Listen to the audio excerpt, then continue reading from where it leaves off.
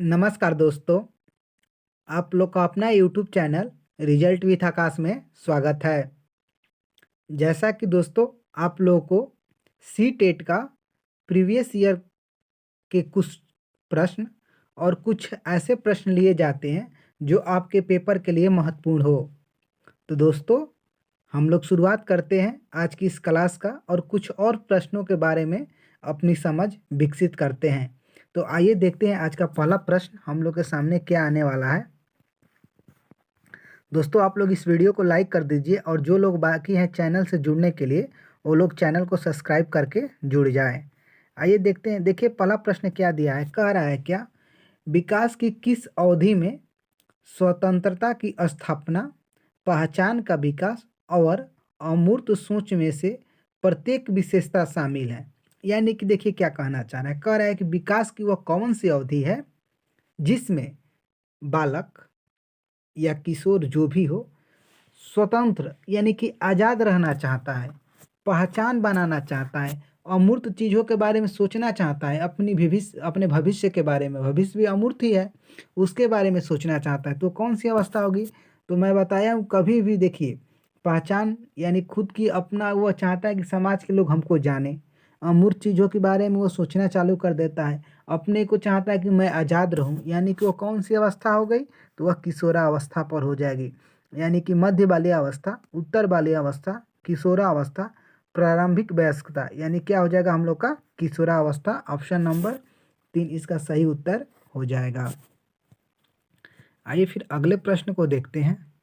देखिए अगला प्रश्न क्या दिया है, कह रहा है क्या कि बच्चों का या कि शारीरिक विकास।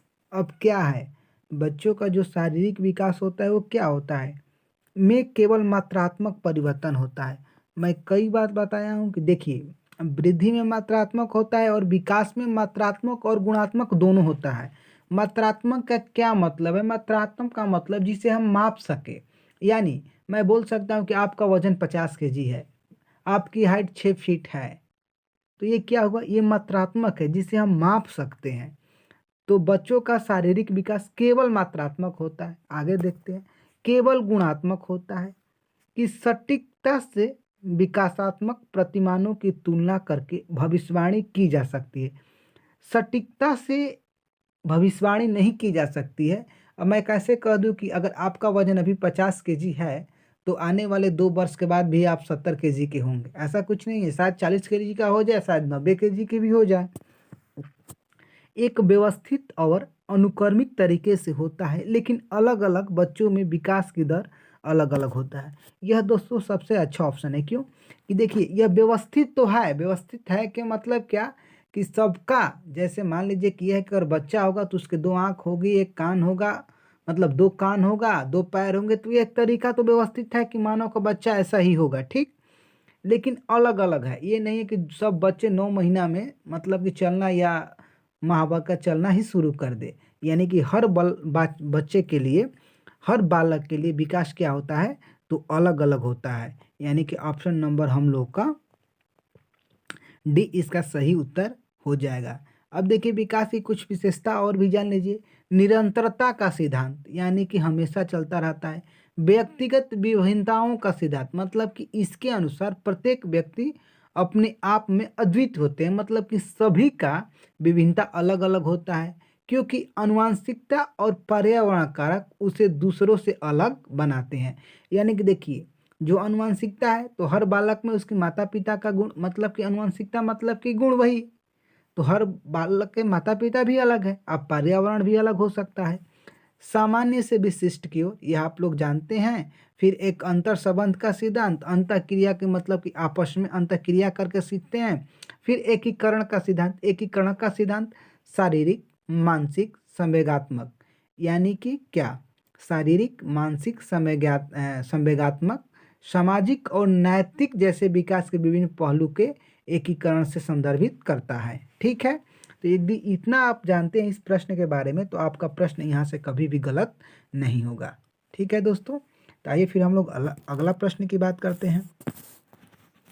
देखिए फिर नेक्स्ट प्रश्न क्या दिया है, कह रहा है क्या विकासात्मक परिवर्तन, ऑप्शन ए अत्यधिक अप्रत्याशित है, मध्य बाल्यकाल तक बहुत तेजी से होते हैं, फिर एक पठार पर पहुंचकर रुक जाते हैं।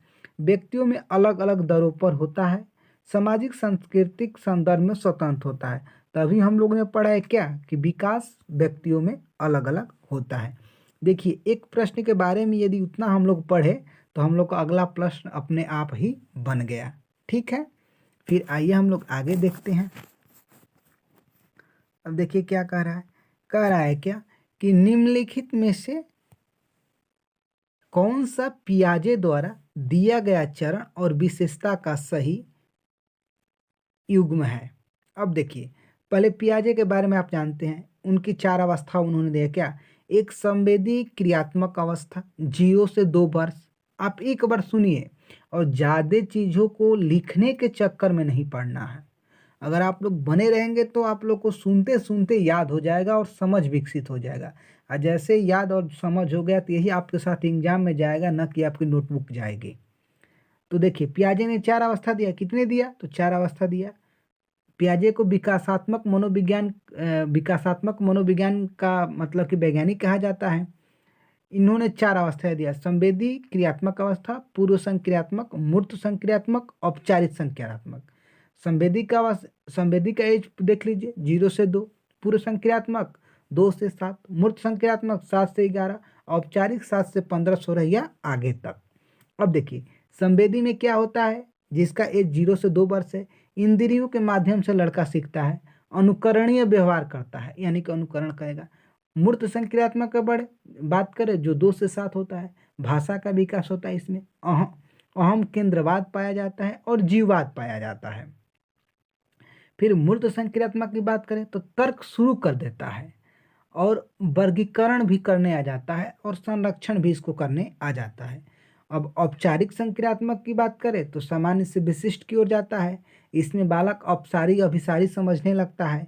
अब परिकल्पनात्मक, निगमनात्मक चिंतन की क्षमता, रचनात्मक सोच, ये सब अब उसमें विकसित होने लगते हैं।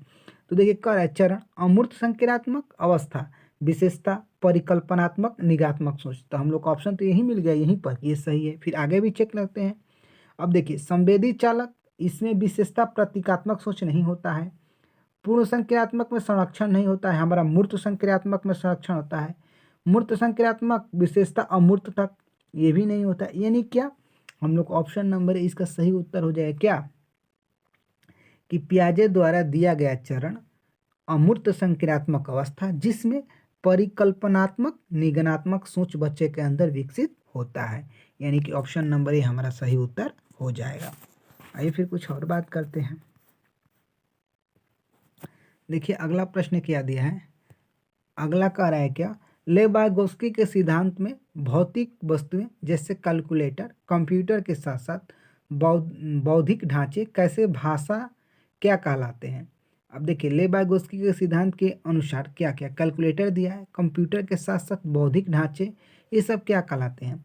अलंकारिक सामग्री, सांस्कृतिक उपकरण, अवधारणा मानचित्र, स्मृति सहायक। तो हम लोग जानते हैं जब भी सामाजिक सांस्कृतिक शब्द आ जाए तो वाइगोस्की साहब का होता है। ये इनकी अपनी शब्दावली है, यानी कि सांस्कृतिक उपकरण है। क्या है ये? इनकी सांस्कृतिक उपकरण है। यानी कि हम लोग ऑप्शन नंबर 2 इसका सही उत्तर हो जाएगा। आइए फिर कुछ और देखते हैं। दोस्तों, आप लोगों में से जिन्होंने अभी तक इस वीडियो को लाइक नहीं किया है, एक बार दोस्तों लाइक कर दीजिए, जैसे आप लोग डेली करते हैं। निम्नलिखित में से कौन सी एक प्रगतिशील कक्षा की विशेषता है। अब देखिए, प्रगतिशील कक्षा की विशेषता पूछा है।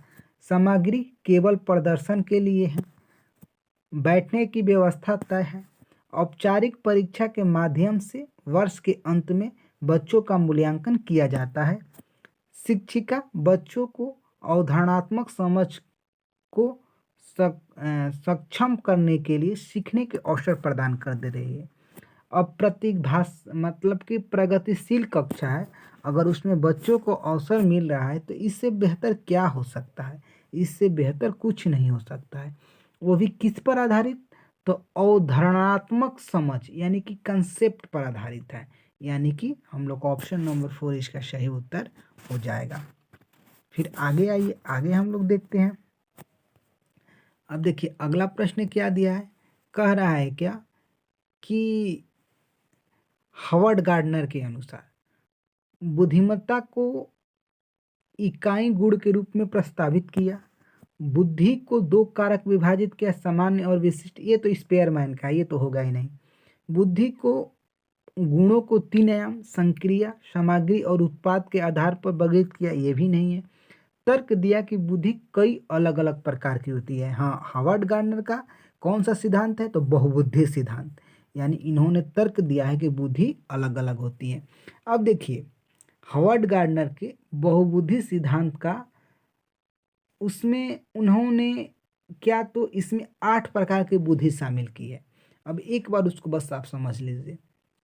क्या है? एक भाषाई बुद्धि है, तार्किक गणितीय बुद्धि है, संगीत बुद्धि है, शारीरिक गतिशीलता बुद्धि है, अंतर वैयक्तिक बुद्धि है, अंतरा वैयक्तिक बुद्धि है, स्थानिक बुद्धि है और प्राकृतिक बुद्धि है। ठीक है दोस्तों, भाषाई, तार्किक, संगीत, शारीरिक, अंतर्व्यक्ति, स्थानिक, प्राकृतिक। ठीक है, तो यह हावर्ड गार्डनर का बहुबुद्धि सिद्धांत है। आइए फिर हम लोग अगले प्रश्न की बात करते हैं। अब देखिए, अगला प्रश्न कह रहा है क्या कि बच्चों का मूल्यांकन केवल व्यक्तिगत विद्यार्थियों के मूल्यांकन के सबूत प्रदान करने के लिए किया जाना चाहिए। केवल, केवल वर्ड आ जाए उसको हटाइए पहले। का उद्देश्य बच्चों की तुलना करके। अब मूल्यांकन का उद्देश्य तुलना करना होता है, यानी ऑप्शन नंबर 2 भी गलत है। निष्पक्ष पेपर पेंसिल परीक्षा द्वारा केवल साल के अंत में, ये भी गलत बात है। गतिक होना चाहिए, हाँ बिल्कुल। उन कौशलों के पहचान करने के लिए जो बच्चों में मौजूद है और सीखने के वह कौशल उनकी उसमें क्षमता है। हाँ, मूल्यांकन किया जाता है क्यों? बच्चों के कौशलों को पहचानने के लिए और बच्चे कहाँ गलती कर रहे हैं उसे आगे सिखाने के लिए, न कि उन्हें फेल पास करने के लिए, ग्रेडिंग करने के लिए, कंपेयर करने के लिए। यानी कि ऑप्शन नंबर 4 हमारा सही उत्तर हो जाएगा। आइए फिर आगे देखते हैं। देखिए क्या कह रहा है। कह रहा है कि सवाल पूछने के संदर्भ में निम्नलिखित में से कौन सा कथन सही है। कक्षा में प्रश्न पूछने का उद्देश्य बच्चों को जांचना है। आप बताइए, आप इसलिए पूछेंगे कौन बच्चा कमजोर है पढ़ने में, कौन बच्चा तेज है? तो आप कहेंगे बिल्कुल नहीं सर, कक्षा में केवल शिक्षक ही प्रश्न पूछ सकते हैं। ये भी गलत बात है। क्यों? क्योंकि आप तो शिक्षक केंद्रित की बात करने लगे। जानकारी व समझ पर आधारित प्रश्नों को प्रोत्साहित करना चाहिए, बजाय अनुप्रयोग और विश्लेषण पर। यानी कि जो देखिए, जो जानकारी पर है उसे आप प्रोत्साहन करेंगे और जो विश्लेषण है, अनुप्रयोग है, उसे आप नहीं करेंगे। ये भी गलत बात है। शिक्षकों को कक्षा में प्रश्न पूछकर संज्ञानात्मक द्वंद्व पैदा करना चाहिए, जिससे सीखने को सुसाधित किया जा सके। देखिए यह क्या करना चाह रहा है, मतलब कि अगर कोई टीचर क्लास में प्रश्न पूछ रहा है तो बच्चों के अंदर एक द्वंद्व पैदा कर रहा है कि यह क्या है, नया चीज़ सिखाने के लिए। उसमें बच्चे का संज्ञानात्मक विकास होगा, क्योंकि कुछ सोचेगा और जब टीचर बताएगा, यानी टीचर जब समझाएगा, तो उसके अंदर होगा कि हाँ ये ऐसे होता है। यानी कि सीखने का सुसाधित किया जाता है।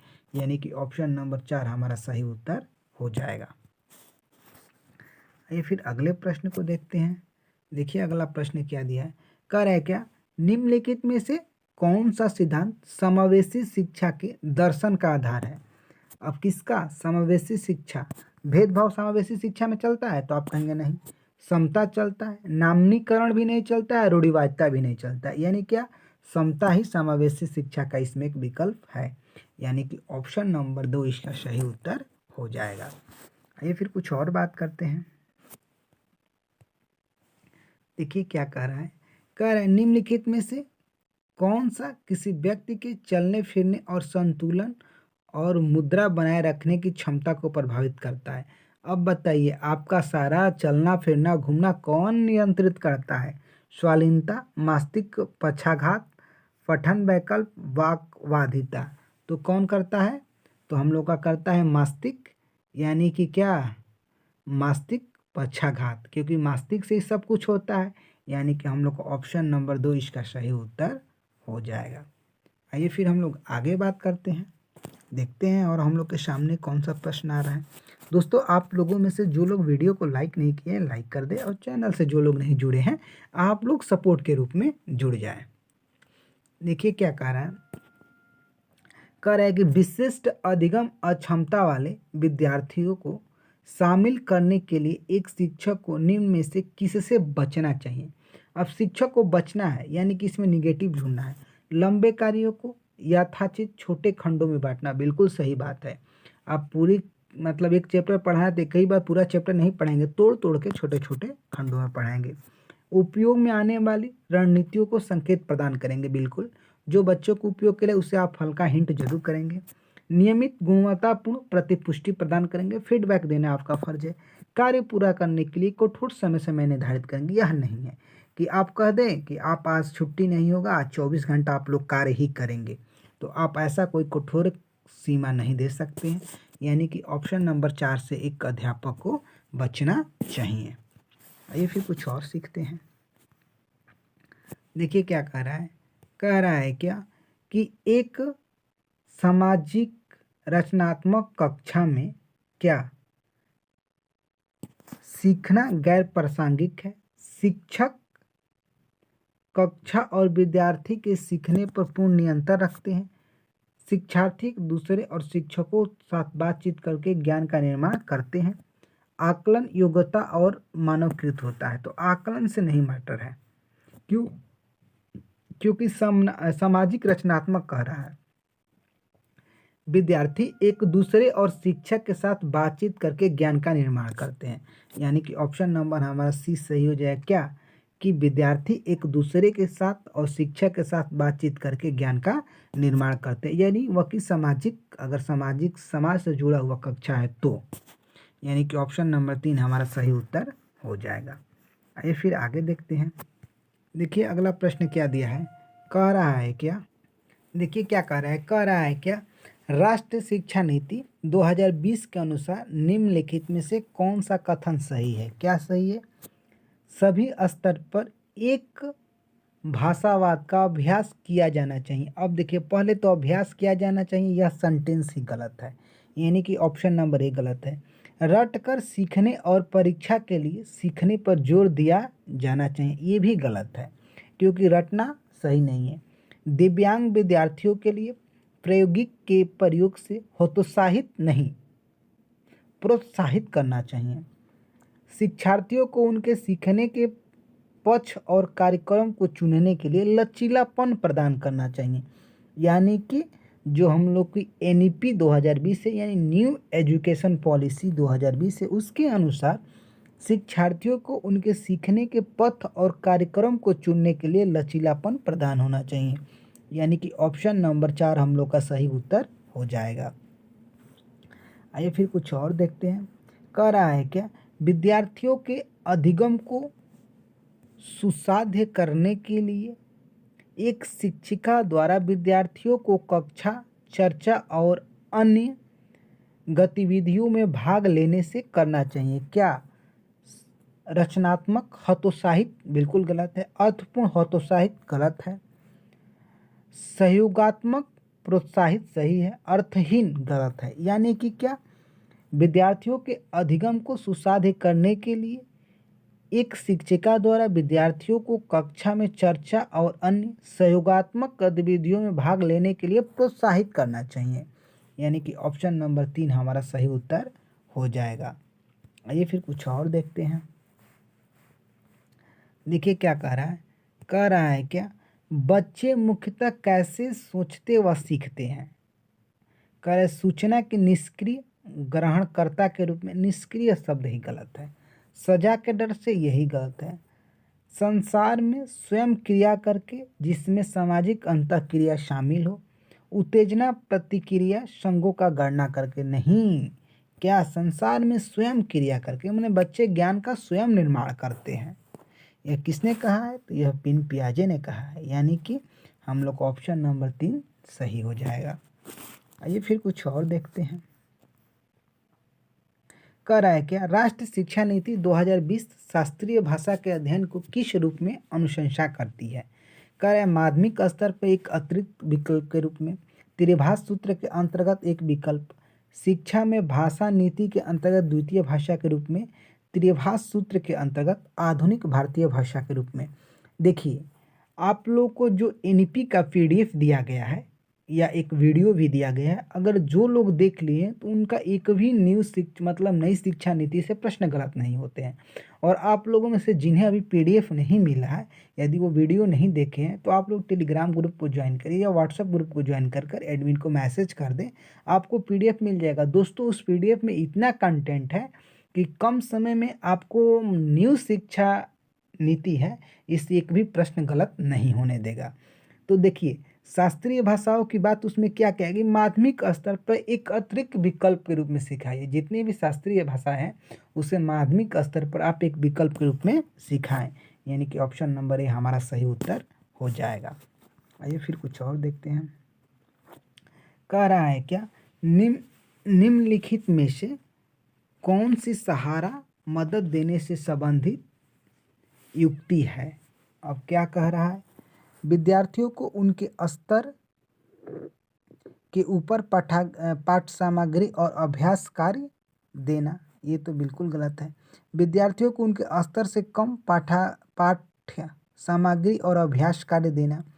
विद्यार्थियों को सीखने में जहाँ जहाँ कमियां हैं दूर करने के लिए उन्हें मदद करना। ड्रिल और कोचिंग द्वारा विद्यार्थियों को मदद करना, ये कोचिंग ये भी गलत है। अभ्यास कराना 2 में लिखा है तो भी गलत है। यानी कि क्या, मदद और सहारा के लिए विद्यार्थियों को सीखने में जहाँ जहाँ कमी है उसे दूर करे और उन्हें मदद करे, यानी कि ऑप्शन नंबर 3 हमारा सही उत्तर हो जाएगा। दोस्तों आज का सेशन हम लोग का कंप्लीट हुआ। और दोस्तों आप लोग जाते जाते इस वीडियो को लाइक कर दीजिए और जो लोग बाकी है चैनल से जुड़ जाएं। और दोस्तों आप लोग को अभी तक शेयर करने के लिए नहीं कहा गया, आप लोग शेयर कर दें। अगर कोई पीएबीएस पीआरटी की तैयारी कर रहे हैं, आपके कोई भी बड़े भाई बहन हो, तो उससे आप बताएं कि नए पैटर्न पर पेडागॉजी का भी एमसीक्यू आता है, वैसे ही हिंदी का भी आता है। तो दोस्तों हम लोग मिलेंगे अगले वीडियो के साथ। तब तक आप लोग इस वीडियो के साथ जो आप लोग का सपोर्ट लगता है वो आप लोग अपना सपोर्ट दे दें। दोस्तों आप लोग अपना ध्यान रखें। Take care.